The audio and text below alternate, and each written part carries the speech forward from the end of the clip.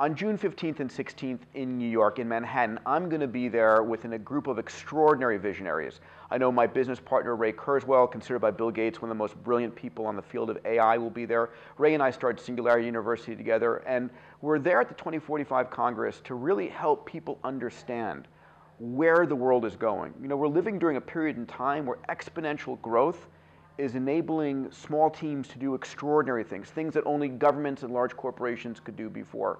Artificial intelligence, robotics, nanomaterials, synthetic biology, digital medicine, 3D manufacturing, computers, networks. These are the powerful tools that are growing at such a rate that we cannot even fathom where these are going to take our lives, our industries, and our society. So join me, we're going to have an amazing conversation. I'm a molecular biologist by training and a physician by training, and then a serial entrepreneur over the last 20, 30 years, and I love thinking about where things are going in the future. And it struck me as I looked back, thinking about how life has evolved, that really patterns repeat themselves over and over and over again. And we're in the midst of a repeating pattern right now. The notion that as life evolved on Earth, it began as very simple single cell organisms called prokaryotes. And prokaryotes were a very, basically a bag of cytoplasm with some DNA in it. And those single cell organisms started to incorporate biological technology into them. The biological technology I'm referring to are mitochondria that help them really process energy more efficiently and create energy so they become more capable cells, Golgi apparatus, endoplasmic reticulums, cellular nuclear membranes, and so forth. And I thought about how those single cell life forms, as they incorporated technology, are very much how we are today as humans, beginning to incorporate technology in us. Whether it's the cell phone or whether it's biomedical technology in our bodies. What life did next was that life went from being prokaryotic to eukaryotic life forms, more complex single cell life forms. And those eukaryotic life forms began to become multicellular life forms, where a collection of 100 cells, 1,000 cells, 1,000,000 cells would come together and form a more complex organism where all of these individual cells were alive, but when they worked together, they did an extraordinary thing. And you and I are a collection of 10 trillion cells that make up tissues and organs and ultimately a unique human being.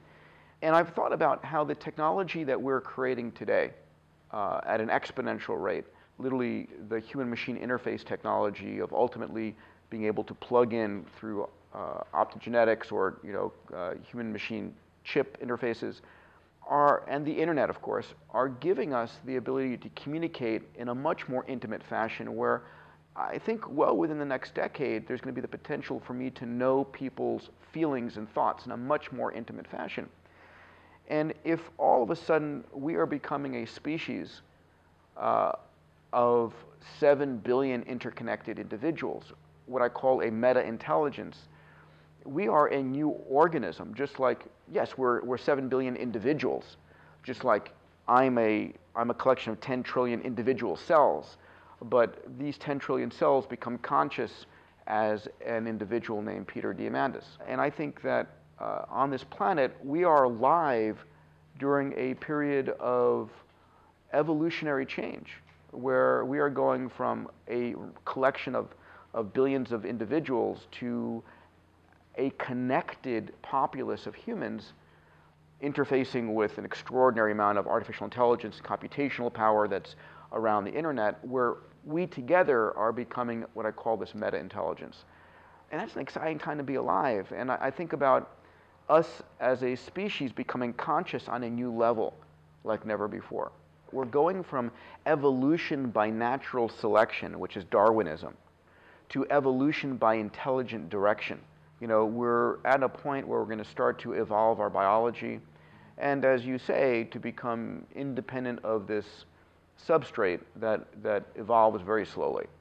Humans are becoming themselves an information technology. It's really our thoughts, our memes, our consciousness, which if we can begin to liberate from the biological constraints that we have, that will allow us to evolve far faster.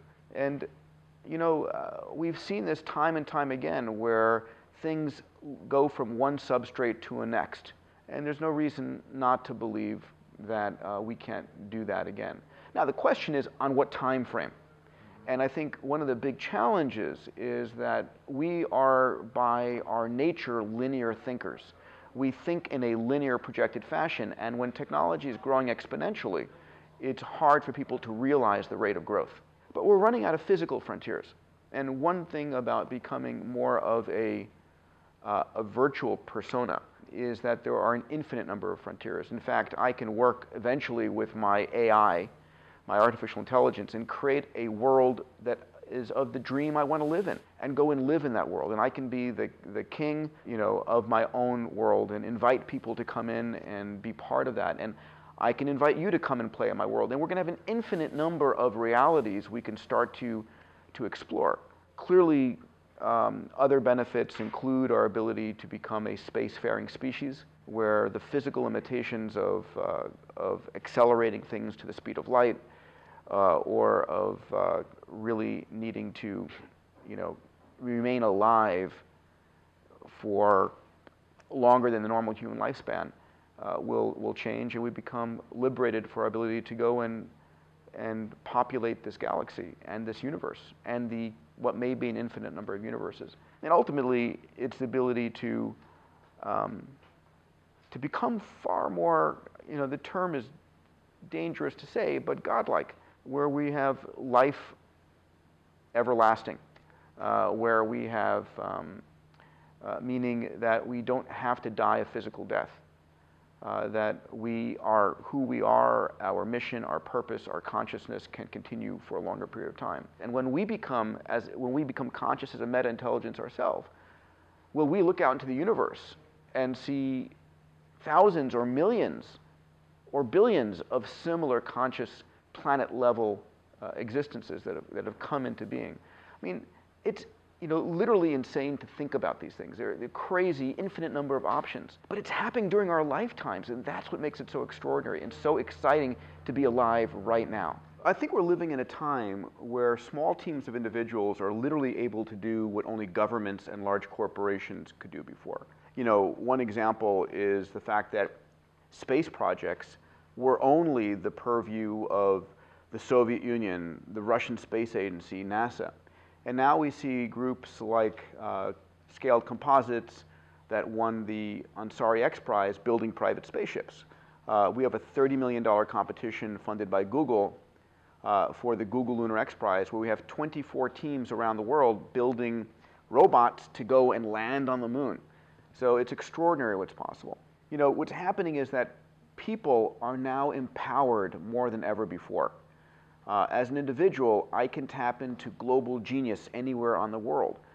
I can tap into cloud computing and have access to thousands of computers. I can tap into 3D manufacturing and manufacture stuff anywhere. People's need to have a huge capital to do big things in the world is changing rapidly. So I believe that if you can hit one of two things, either a topic that a lot of people are passionate about, and so you can crowdsource, if you would, open source hardware, open source software to have the crowd work on things. You can leverage thousands, tens of thousands, millions of people to focus on something. The other option is, as an individual, can you create a business around it where you have incremental steps? So Google created an extraordinarily profitable business of search, and now they're using that business to drive autonomous cars, the Google Glass, a whole slew of secret projects under Google X, because they have a profitable business and a visionary leadership. I don't think it needs to be the state anymore. In fact, I think that these kinds of big, bold projects are not being taken over by the government.